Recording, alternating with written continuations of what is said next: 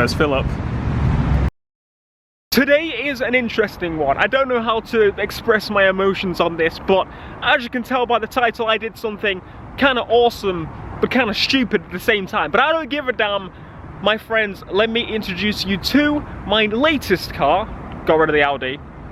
We only got this one at Lexi now. My latest car, the Lexus RCF.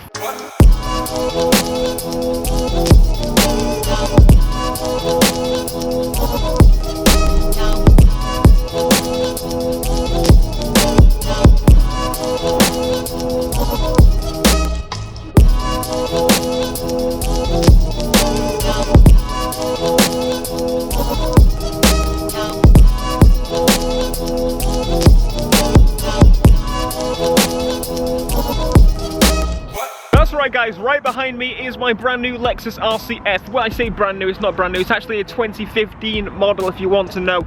If you don't know anything about the RCF, a lot of people don't. It's a 5-litre V8, naturally aspirated, and it is an absolute powerhouse monster, and I personally think it looks fucking fantastic. Now, the BMW M4, the BMW M3, the Audi, there's going to be so many questions like, why didn't you get this? Why did you get this over this? Why did you choose this option on this specific Lexus? All this kind of thing.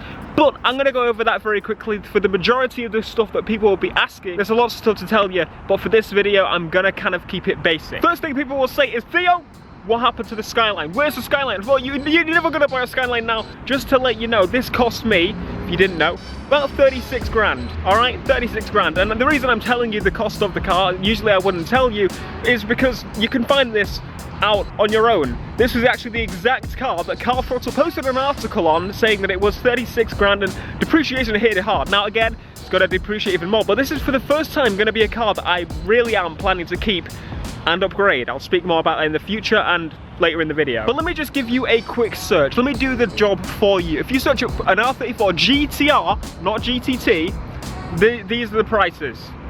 So it's a little bit less to get one of these. Now, does that mean I'm never going to get a Skyline ever? No, I'm hoping to get one in the near future. I say in the near future. In the future, not the near future, but for now, I'm so fucking happy with this thing. It's one of my dream cars that's going to stay in my collection because, again, it has 18,000 miles on the clock, which doesn't seem a lot, but according to Lexus, well, the depreciation of these cars, it's a lot. Now, just to let you know, I did a quick search and registered. There's only 200 of these available driving in the UK, under 200.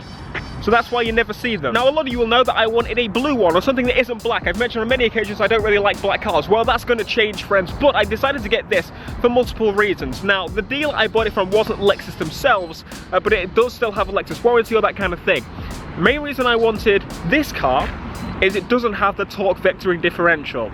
Now, a lot of you people are like, what the bloody hell, why would you not want the torque vectoring differential? Well, my friends, the reason for that is that if I got the torque vectoring differential, down the road it might have issues. Again, it might not, but if it does have issues, it's going to be a bitch to replace every single thing because there's like separate motors, separate clutches. Basically, I don't want to do that. So what I did is I got the normal one, which has an LSD, which is perfectly enough, you know? Now then, what did I get? The red leather. Of course I did. Stop beeping at me. Go away. That's right, red leather interior looks absolutely fantastic in my opinion. I wasn't originally too happy with these bits, but honestly it's growing on me. I mean, it adds a bit more accent to it, and these bits where I was a bit confused about, but honestly, now that I'm actually owning it, it doesn't look too bad. When do I plan to wrap it? Soon. What colour? Probably a blue or a purple, not yet decided, but again, you guys' input will have a massive impact on what I decide to choose, because I'm really struggling, I don't know what to do right now. But again, that's not for a while yet. I've still got to take the impact of the fact that I just bought this thing.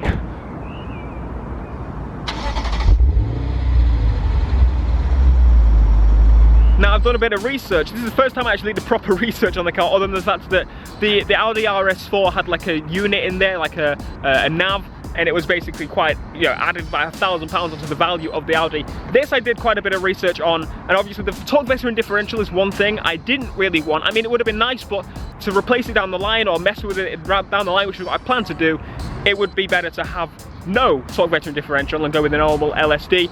And then, what are the other options? So they've got the red seats, check. Colour, easy to change. And then you have, what my friends, the Mark Levinson sound system that everybody brags on about being the best sound system ever. Well, I've got that. That's another reason they didn't actually know, I don't believe, that it had the premium nav, which is basically what it is. Well, that means I got it for £36,000, and value should have probably been a bit more. So I got a fucking steal. This thing's a steal. Again, depreciation hit this thing hard because not many people buy that. People buy M4s, people buy M3s, people buy Audi RS7s. They don't buy RS7s, they buy A7s and pretend they're in an RS7 thing and they can beat me in this thing. The very few days I've had with this car, this is my favourite car I've ever owned, absolutely easily. And if not the best car, in my opinion, that I've actually ever driven. Now, I've driven a GTR, yeah, the new GTR 35. I think it was like a pre-2009 model, so it wasn't the best model. But at the same time, I drove an R8 V10. Now that thing, I would love to have an R8 V10, but at the same time, this can be a normal, like, drive around town car, or I can be stupid with it.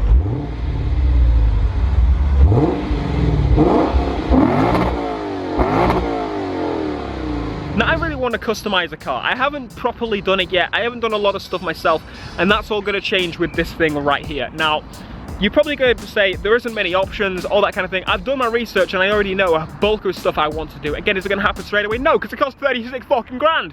But I will over time be adding to it, and I'm going to be trying to do stuff myself and hopefully getting my friends to help me, because my friend works for Aston Martin Racing, Dale. I wasn't actually calling him in the video if you didn't know. But hopefully him and maybe even GTA Wise guy could help me put some stuff on this car, because I want to make this thing like the car that I dream of. Why did you get this instead of a GT86? Something Japanese. Well, it is Japanese. It's Japanese-American, I like to say. Honestly, I like to say it's the best of both. American and Japanese, and that's why I got it. It's something that not many people get, UK or US. You don't think to really get an RCF. But I need to show you the virgin stage. For example, my plate's not even on it yet. A custom plate will be added back. I'm considering getting another one though, because that one is a bit, well, it's profanatory. Profanatory. I don't know. There's so much I want to do to this car. There's so much I can do to this car.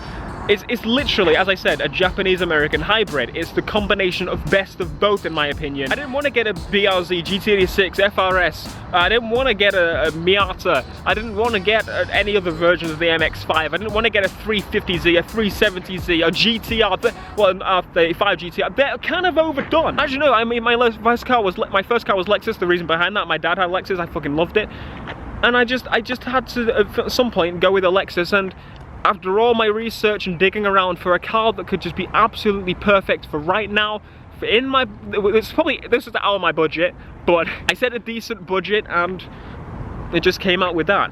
Why didn't you get an M4? Why didn't you get an Audi? Because I didn't want to. I wanted this. And this turns so much more heads than either of those. So, anyway, that is the reveal. Hopefully you guys enjoyed this. So many videos coming with this car, because I'm planning to keep this thing. It only has 18K. It's a virgin. It's a nun. It's not been touched by anyone yet except me and the last driver, which sold it at 18,000, probably because he was trying to keep his money, because he was like, shit, this thing's depreciating, I should get rid of it. I look at this car and get so fucking excited. I like jump around, I'm like, oh my god, it's actually mine. I can't believe it, and it's all thanks to you guys. This is literally our car.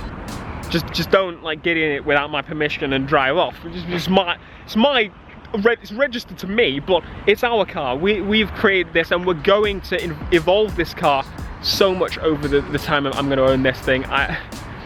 You can probably tell I'm excited and I have so many ideas. Again, I don't want to reveal them, spoil them right now, but fuck, I'm excited.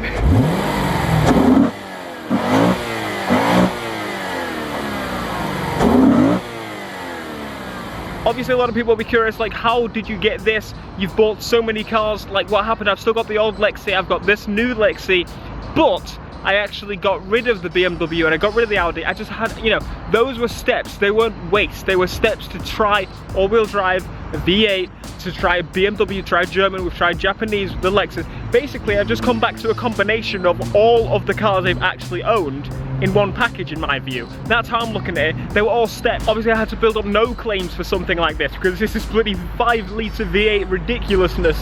I do have to fill up quite often, and it's very expensive, but that's not the point. I'm in love with the car. But if you'd like to let me know in the comments what you think of the car. Is this my best car yet? Is this my worst decision I've ever made? I don't know. I mean, I do know. It's not, because I fucking love this thing. I don't care what any of the reviews, Top Gear says it's bad. It's wrong. They are wrong. This, I mean, for a track, maybe. but for actually what I'm using it for, actually driving, it's beautiful. Again, thank you so much. Everyone's staring at me like I'm an absolute fucking weirdo. I don't care, because I've got this thing. It's so much fun. Just looking at it, it's fun. Like, it's a fucking beautiful car, and I've never seen one in person. This is the first one I've seen in person, an RCF. I've seen a 350 F Sport, and I've seen a 200T and a 300H, all that bollocks, but I couldn't cop out. I had to go with the big beast right here. Again, let me know down in the comments what you think. Be sure to leave a like, subscribe if you are new, and I will see you guys in the next video. Again, thank you so fucking much. It means the fucking world to me. I don't think you'll ever understand how much it means to me that I'm actually able to be like, hey, here's the new project, because I used to work in a furniture store. I left college because I wasn't enjoying. All right, I'm gonna stop. See you guys in the next video. Peace.